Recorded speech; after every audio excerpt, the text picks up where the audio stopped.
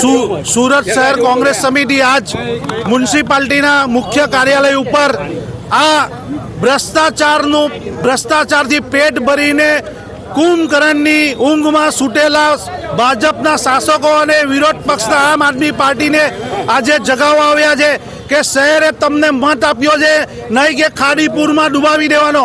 આજે તમે જુઓ છો ગરીબ અને મધ્યમ વર્ગના ઘર હજારોની સંખ્યામાં ખાડીપુરમાં ડૂબી ગયા છે।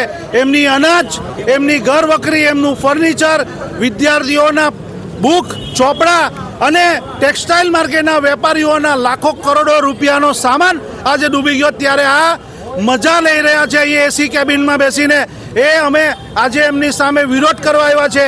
અગર એવો વળતર નહીં આપે તો અમે આ લોકો સાથે મળી અને અસહકારનું આંદોલન આપશું। જો કામ નહીં તો ટેક્સ નહીં, રાહત નહીં તો ટેક્સ નહીં।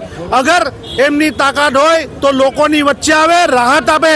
30 વર્ષથી ભ્રષ્ટાચાર કરીને પોતાના ઘર બનાવ્યા છે, 5 સ્ટાર ઓફિસ કાર્યાલય બનાવ્યા છે, આ બનાવીને લોકોને લૂંટી છે।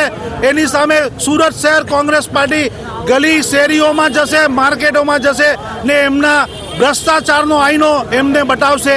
જય હિન્દ, જય ભારત।